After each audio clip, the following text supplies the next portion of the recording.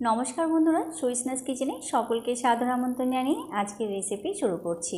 বন্ধুরা, আজকে আমি বানাবো ছোলার ডালের একদম নতুন ও ইউনিক ও দুর্দান্ত স্বাদের একটি রেসিপি। বন্ধুরা, ছোলার ডাল তো আপনারা বিভিন্ন রকমভাবে বানিয়ে খেয়েছেন, তবে একবার এইভাবে এই নতুন ও ইউনিক পদ্ধতিতে ছোলার ডালের রেসিপি বানিয়ে খেলে আপনারা এর স্বাদ ভুলতে পারবেন না। এতটাই টেস্টি তৈরি হয়, আপনারা একবার বানালে বারবার বানাবেন, গ্যারান্টি। কারণ এটা এতটাই টেস্টি তৈরি হয় আর বানানো ভীষণই সহজ, একদমই অল্প সময়ে বানানো যায় আর খেতে দুর্দান্ত স্বাদে তৈরি হয়। ভাত, রুটি, পরোটা সব কিছুর সাথেই খেতে জাস্ট দুর্দান্ত লাগে। তো চলুন দেখে নেওয়া যাক আমাদের আজকের এই দুর্দান্ত স্বাদের একদম নতুন ও ইউনিক পদ্ধতিতে ছোলার ডালের রেসিপি। আশা করছি আজকের রেসিপি সকলের কাছে ভীষণ ভালো লাগবে। এই নতুন ও ইউনিক পদ্ধতিতে দুর্দান্ত স্বাদে ছোলার ডালের রেসিপিটি বানানোর জন্য সবার প্রথমে আমি এখানে হাফ কাপ পরিমাণ ছোলার ডাল জলের মধ্যে ভিজিয়ে রেখেছিলাম প্রায় 3 থেকে 4 ঘন্টা। এখন খুব ভালো করে জলের মধ্যে ডালটা ভিজে গেছে, ডালটা কিন্তু নরম হয়ে গেছে, দেখতেই পাচ্ছেন ডালটা আমাদের খুব ভালো মতো ভিজে গেছে। এখন আমরা একটা মিক্সার গ্রাইন্ডার জার নিয়ে নিয়েছি। এখন ছোলার ডালটা খুব ভালো করে ছেঁকে সম্পূর্ণ জলটা ছোলার ডাল থেকে বের করে নিয়েছি। বন্ধুরা, সমস্ত জলটা কিন্তু খুব ভালো করে ছেঁকে বের করে নিতে হবে, ডালের মধ্যে যেন কোনো জল না থাকে। তো সমস্ত ডালটা আমি মিক্সার গ্রাইন্ডার জারের মধ্যে রেখে দিয়েছি। এরপর এর মধ্যে দিয়ে দিচ্ছি 2টো কাঁচা লঙ্কা মাঝখান থেকে কেটে নিয়েছি, আর নিয়েছি 1 ইঞ্চি মতো আদা কুচি, আর নিয়েছি 4 থেকে 5টা রসুন, আর এখানে নিয়েছি একটা মিডিয়াম সাইজের পেঁয়াজ মাঝখান থেকে কেটে নিয়েছি। তবে যারা পেঁয়াজ রসুন খান না তারা কিন্তু পেঁয়াজ রসুনটা স্কিপ করে এই রেসিপিটা বানিয়ে নিতে পারেন। আর নিয়েছি হাফ টিস্পুন গোটা জিরে, আর এরপর এখানে দেখুন নিয়েছি আমি 1/4 কাপ পরিমাণ দই। তবে দইটা একটু টক নিতে হবে আর একটু পাতলা নিতে হবে, যেহেতু আমরা এর মধ্যে কোনো জল দেবো না, জল ছাড়াই আমরা একটা পেস্ট তৈরি করে নেব। তো এখন ঢাকনা দিয়ে একটা মিহি পেস্ট তৈরি করে নিতে হবে মিক্সিতে। তো মিক্সিতে আমি মিহি পেস্ট একটা তৈরি করে নিয়েছি, আর দেখতেই পাচ্ছেন আমি আপনাদের সামনের থেকে দেখাচ্ছি, ঠিক ডালটা এইরকম মিহি করে পেস্ট তৈরি করে নিতে হবে। এর মধ্যে কিন্তু একটু জল দেওয়া যাবে না, জল দিলে মিশ্রণটা আমাদের পাতলা হয়ে যাবে, তাহলে কিন্তু রেসিপিটা একদমই ভালোভাবে তৈরি হবে না, তাই একটু শক্ত মিশ্রণ তৈরি করতে হবে। তো মিশ্রণটা আমাদের এখন একেবারে রেডি। এরপর একটা মিক্সিং বোল নিয়ে নিয়েছি, আর মিক্সিং বোলের মধ্যে সমস্ত মিশ্রণটা আমি রেখে নিচ্ছি। এরপর এর মধ্যে দিয়ে দিচ্ছি হাফ টিস্পুন লবণ, আর দিয়ে দিচ্ছি 1/4 টিস্পুন পরিমাণ মতো হলুদ গুঁড়ো। এরপর নিয়ে নিয়েছি এখানে দেখুন 1 টেবিল স্পুন পরিমাণ রিফাইন তেল। তেল বন্ধুরা অবশ্যই দেবেন, তেলটা কিন্তু কোনোভাবে স্কিপ করা যাবে না। এরপর একটা হুইস্কের সাহায্যে খুব ভালো করে মিশ্রণটা মিশিয়ে নিতে হবে। বন্ধুরা, মিশ্রণটা একটু সময় নিয়ে মেশাতে হবে, যত ভালো করে আমাদের মিশ্রণটা মেশানো হবে তত ভালোই কিন্তু আমাদের রেসিপিটা তৈরি হবে। তাই খুব ভালো করে মোটামুটি 3 থেকে 4 মিনিট সময় ধরে এইভাবে হুইস্কের সাহায্যে মিশ্রণটা আমাদের মিশিয়ে নিতে হবে। তো প্রায় 3 থেকে 4 মিনিট সময় ধরে আমি খুব ভালো করে মিশ্রণটা মিশিয়ে নিয়েছি। মিশ্রণটা আমাদের এখন একদম পারফেক্টভাবে তৈরি হয়ে গেছে। মিশ্রণটা ঠিক এইরকম স্মুথভাবে আর এরকম একটু শক্ত তৈরি করতে হবে। তো মিশ্রণটা আমাদের এখন একেবারে রেডি।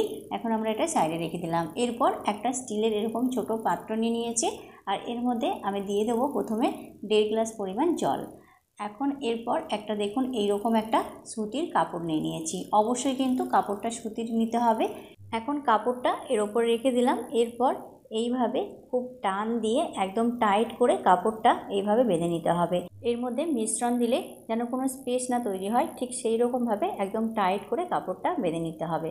তো আমি খুব ভালো করে একদম টাইট করে কাপড়টা বেঁধে নিয়েছি। এখন আমাদের এটা একেবারে রেডি। এরপর এটা আমরা কিছুক্ষণ রেখে জলটা ভালো মতো গরম করে নেব। তো ওভেন অন করে ওভেনের ওপর বসিয়ে দিলাম। এখন আমরা জলটা খুব ভালো মতো গরম হওয়া পর্যন্ত অপেক্ষা করব। তো জলটা এখন খুব ভালো মতো গরম হয়ে গেছে, দেখতেই পাচ্ছেন এর মধ্যে থেকে স্টিমটা বেরিয়ে আসছে। এখন যে আমরা মিশ্রণটা তৈরি করে রেখেছিলাম ডালের, সেই মিশ্রণটা থেকে অল্প অল্প করে এইভাবে মিশ্রণ নিয়ে এইভাবে এর উপরে দিয়ে এইভাবে রাউন্ড করে নিতে হবে। সমস্ত মিশ্রণটাই এইভাবে অল্প অল্প করে দিয়ে এর উপরে এইভাবে হাতার সাহায্যে এইরকমভাবে রাউন্ড করে নিতে হবে। ঠিক আমরা যেরকমভাবে ধোসা তৈরি করি ঠিক সেই রকমভাবে এইভাবে হাতার সাহায্যে গোল করে নিতে হবে। তো সমস্ত মিশ্রণটাই আমি একই রকমভাবে দিয়ে এর উপরে আর এইভাবে গোল করে তৈরি করে নিয়েছি। এখন এটা একদম রেডি। এরপর একটা ঢাকনা দিয়ে ঢেকে এটা আমি রেখে দেবো 8 থেকে 10 মিনিটের জন্য মিডিয়াম ফ্লেমে। খুব বেশি কিন্তু একদমই সময় লাগে না এটা স্টিম হতে, 8 থেকে 10 মিনিটের মধ্যে এটা কিন্তু খুব সুন্দরভাবে স্টিম হয়ে যায়। তো যতক্ষণ এটা স্টিম হচ্ছে ততক্ষণে আমরা একটা গ্রেভির জন্য মশলা তৈরি করে নেব। তার জন্য একটা মিক্সার গ্রাইন্ডার জার নিয়ে নিয়েছি, আর এর মধ্যে দিয়ে দিচ্ছি সবার প্রথমে হাফ কাপ পরিমাণ ফ্রেশ ধনেপাতা, আর দিয়ে দিচ্ছি 3টে রসুন, আর দিয়ে দিচ্ছি হাফ ইঞ্চি মতো আদা কুচি, এরপর দিয়ে দেবো 1 টেবিল স্পুন পরিমাণ মতো সাদা তেল। বন্ধুরা এই সাদা তেলের কারণে এই রেসিপিটার টেস্ট একদম অন্যরকম একটা টেস্ট তৈরি হয়, দারুণ সাথে তৈরি হয়। তো বন্ধুরা বাড়িতে থাকলে অবশ্যই দেবেন, এটা কিন্তু স্কিপ করবেন না। এরপর দিয়ে দিচ্ছি 2টো মিডিয়াম সাইজের টমেটো। এখন ঢাকনা দিয়ে ঢেকে খুব ভালো করে একটা মিহি পেস্ট তৈরি করে নেবো মিক্সিতে। তো মিক্সিতে একটা ফাইন পেস্ট তৈরি করে নিয়েছি, দেখতেই পাচ্ছেন ঠিক এই রকম একটা ফাইন পেস্ট তৈরি করে নিতে হবে। তো আমাদের মশলার পেস্টটা এখন একেবারে রেডি। এখন আমরা এটা সাইডে রেখে দেবো। এরপর এখানে দেখুন প্রায় 10 মিনিট হয়ে গেছে। এখন ঢাকাটা খুলে নিচ্ছি, দেখতেই পাচ্ছেন কত সুন্দরভাবে এটা স্টিম হয়ে গেছে। এখন এটা চেক করে নেবো এটা স্টিম হয়েছে কিনা। তো তার জন্য একটা টুথপিক নিয়ে নিয়েছি, আর টুথপিক নিয়ে এইভাবে দেখে নিচ্ছি। দেখতেই পাচ্ছেন টুথপিকের গায়ে কিন্তু একটু লেগে যাচ্ছে না, তার মানে এটা আমাদের একদম পারফেক্টভাবে স্টিম হয়ে গেছে। আপনাদের কাছে যদি টুথপিক না থাকে তাহলে কোনো কাঠি বা ছুরির সাহায্যেও এটা চেক করে নিতে পারেন। এখন এটা খুব সুন্দরভাবে স্টিম হয়ে গেছে। এরপর এটা ওভেন থেকে একটু সাবধানে নামিয়ে নিতে হবে। তো ওভেন থেকে আমি খুব ভালো করে এটা সাবধানে নামিয়ে নিয়েছি। এরপর এইভাবে উল্টে আমি কাপড়টা এইভাবে তুলে নিলাম। দেখতেই পাচ্ছেন বন্ধুরা কত ইজিলি এটা কাপড়টা উঠে গেল এটার উপর থেকে, আর কত সুন্দরভাবে এটা স্টিম হয়েছে। দুই দিকটাই কিন্তু খুব পারফেক্টভাবে স্টিম হয়েছে, আর কাপড়ের মধ্যে কিন্তু একটু লেগে নেই। কত সুন্দরভাবে আমাদের এটা স্টিম হয়েছে। এখন এটা কিছুক্ষণ রেখে খুব ভালো করে ঠান্ডা করে নেব। এরপর এদিকে দেখুন ওভেন অন করে ওভেনের উপর একটা কড়াই বসিয়ে দিয়েছি। এখন কড়াই গরম হলে এর মধ্যে দিয়ে দিচ্ছি 2 টেবিল স্পুন পরিমাণ মতো রিফাইন তেল। তবে সর্ষের তেলে অবশ্যই আপনারা এই রান্নাটা করে নিতে পারেন। এরপর তেল হালকা গরম হলে এর মধ্যে দিয়ে দিচ্ছি 1/2 টিস্পুন পরিমাণ গোটা জিরে, আর দিয়ে দিচ্ছি 2টো শুকনো লঙ্কা। এরপর এখানে দেখুন নিয়ে নিয়েছি 2টো মিডিয়াম সাইজের পেঁয়াজ, আর পেঁয়াজটা আমি এরকম ছোটো ছোটো ফাইন করে কুচিয়ে নিয়েছি। পেঁয়াজটা এখন এইভাবে 2 মিনিট মতো ভেজে নেব। পেঁয়াজটা কিন্তু খুব বেশি ভাজার একদমই দরকার নেই। মোটামুটি পেঁয়াজটা একটা কাঁচা স্মেল আছে, সেই স্মেলটা রিমুভ হওয়া পর্যন্ত আর পেঁয়াজটা একটু সফট হওয়া পর্যন্ত ভালো করে পেঁয়াজটা ভেজে নিতে হবে। তো প্রায় 2 মিনিট মতো পেঁয়াজটা আমি ভালো করে ভেজে নিয়েছি। পেঁয়াজটা এখন অনেকটাই সফট হয়ে গেছে, দেখতেই পাচ্ছেন। এখন এর মধ্যে দিয়ে দিচ্ছি 1 টেবিল চামচ পরিমাণ মতো বেসন। এখন বেসনটা 2 মিনিট মতো এইভাবে ভালো করে ভেজে নিতে হবে। বন্ধুরা বেসনটা অবশ্যই দেবেন। বেসন দিলে কি হবে, এই রেসিপিটার টেক্সচারটা অনেক বেশি সুন্দর হবে, আর রেসিপিটার টেস্টটাও কিন্তু অনেক বেশি ভালো হবে। তাই অবশ্যই কিন্তু বেসনটা দেবেন, বেসনটা কিন্তু স্কিপ করবেন না। তো খুব ভালো করে 2 মিনিট মতো বেসন আর পেঁয়াজটা আমার ভাজা হয়ে গেছে। পেঁয়াজটা এখন ব্রাউন কালার হয়ে গেছে। এখন এর মধ্যে কিছু গুঁড়ো মশলা অ্যাড করব। সবার প্রথমে দিয়ে দিচ্ছি 1/2 টিস্পুন পরিমাণ লঙ্কা গুঁড়ো, আর দিচ্ছি 1/2 টিস্পুন পরিমাণ ধনিয়া গুঁড়ো, আর দিয়ে দিচ্ছি 1/2 টিস্পুন পরিমাণ গরম মশলা গুঁড়ো। এখন খুব ভালো করে মশলাটা এইভাবে পেঁয়াজ আর বেসনের সাথে মিশিয়ে এইভাবে 2 মিনিট মতো ভালো করে মিডিয়াম ফ্লেমে ভেজে নেব। তো প্রায় 2 মিনিট মতো মশলাটা খুব ভালো করে মিডিয়াম ফ্লেমে আমি ভেজে নিয়েছি। এরপর এখানে দেখুন আমি নিয়ে নিয়েছি 1/4 কাপ পরিমাণ টক দই, আর দইটা আমি একটু পাতলা নিয়েছি।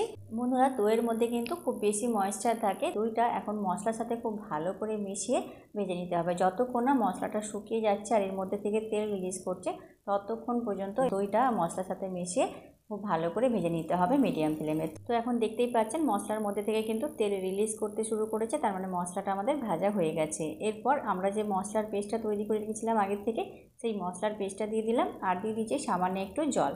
এরপর মশলাটা খুব ভালো করে মিশিয়ে নিচ্ছে এইভাবে। বন্ধুরা আমরা জানি যে কোনো রেসিপিতে যদি মশলাটা খুব ভালো করে কষানো হয় সেই রেসিপির টেস্ট কিন্তু তত বেশি ভালো হয়। তাই মশলাটা একটু সময় ধরে কিছুক্ষণ খুব ভালো করে মশলাটা ভেজে নিতে হবে। একটু সময় লাগবে ঠিকই, কিন্তু শেষে রেজাল্টটা কিন্তু খুব ভালো আসবে। তাই অবশ্যই কিন্তু মশলাটা একটু টাইম নিয়ে ভেজে নিতে হবে।